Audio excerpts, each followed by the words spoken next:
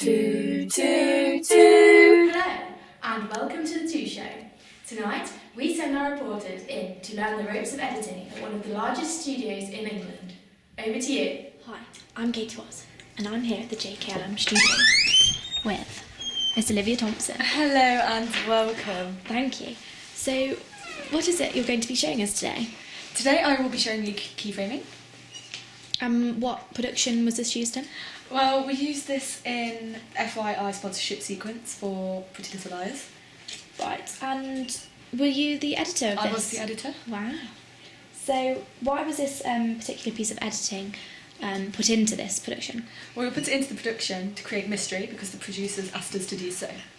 Right, and so that means it links with the programme it sponsors? Yeah.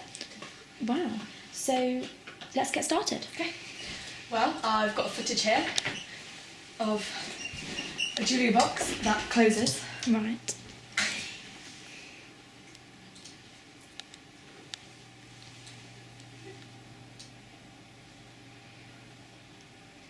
Eventually It's goes. quite long, yeah. Okay. Right. So, right, we'll put it down because it's corner. Okay. So, what we've done is we got our image and put it on top and stretched it out for the whole of the clip. Right. How did you learn to do this originally? We learned it from the media technician. Right. Yeah, and we also found some YouTube videos. So, go on to this, click the button up there, and start moving it in. And then go from the next bit. So I'm guessing you have to do this quite a lot, making it smaller and Yeah, repetitive. having to make it equal. Yeah. If you wanted it perfect, you'd do it smaller. Right. But I'm just doing it bigger for an example. Make it quicker. Did you find this process quite easy or quite difficult? To start with, I found it quite hard, but now it's actually quite easy.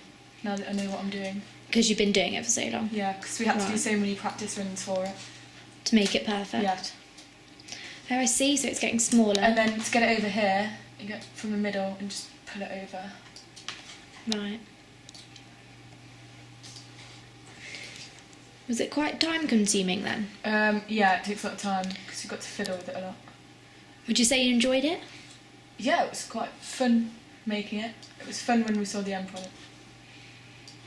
There you go. So, Right.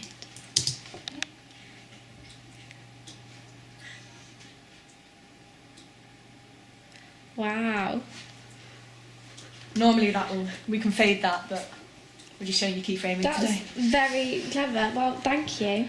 It's alright. So, would you use this in a future production then? Yeah, I definitely would because I find it quite easy now. Yeah. It's quite interesting to use. Well, thank you for sharing with us your impressive talent. It's alright. We'll be sure to try some editing of ourselves. Yeah. Welcome back to the JKLM studios. Today we are meeting with Millie Wall to learn the art of playmaking. Hello. Hi. Thanks for having us. It's alright. So what exactly is chroma keying? Chroma keying is applying an effect to a piece of footage in order to remove the background and add your own background on. Right. So what was this technique used for? Well, so for example, during our production, we had a lot of ideas. So in order to present our ideas, we did it in a creative way, on a Pretty Little Liars analysis. So this is quite a creative technique Yeah. then, yeah. How much time did it take to do it? It was quite time consuming when I learned how to do it, but then once I got to grips with it, because I've done it for 2 years, Yeah. it's fine now. So you'd say it was definitely one of the easier skills. Yeah. So shall I have a look then? So this is the Pretty Little Liars clip I was talking about. Right. So as you can see, we've got a green screen and we've obviously filmed in front of the green screen. Yeah.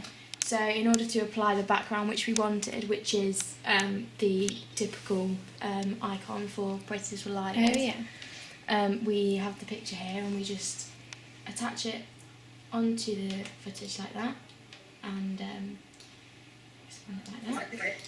And then over here we have effects, and I've clicked on keying, and I'm applying this effect to the footage, and Oh, wow. and if up here we have tools such as strength, fill holes. So here, if it was a bit fuzzy or Yeah. anything, we could just fill some holes and edge distance and things like that. Just Make to it more clear. Yeah, and polished. Oh, So yeah. that's brilliant. Well, thank you very much, Miss Wall. Welcome back to the JKM Studios on our last session of the Skills of Editing. For a special finale, we have Chief Editor Jenny Hall to show us the challenging skill of voice layering. So what example have you got for us today? Today I'm showing you the FYI radio advert where we used voice layering. Right, and why was this necessary for the production? Well, it was actually a last minute decision by the producers because they were worried about the length of the advert. So, were they worried that the audience would get too bored listening? Not so much bored as they just felt that the listing of the clothes was going on for too long and wouldn't keep the attention of the young fox-thinking audience. Right, let's have a listen.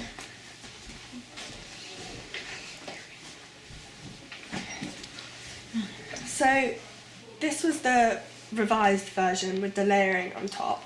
We just simply, this clip was previously down here, so Right. it just continued going on. So we just simply dragged it up and changed we faded it down at the start and at the end. Yeah. And changed the levels and turned it down a bit, and also turned this clip down a bit, so that one would not be more overpowering than the other. Okay. So this is the final effect. Hey. So it goes with the beat, whereas before it just felt like it was just really repetitive, long and- didn't add yeah. anything to it. So, did this prove difficult as it was a last minute decision, or? In comparison to other things I do, I think it was quite easy, especially when you know the shortcuts on the software. Yeah, so it seemed quite simplistic. How did you originally learn this technique? Just by messing around, really, a bit of trial and error. Yeah. Okay, well, thank you very much, Chief Editor. Thank you. Well.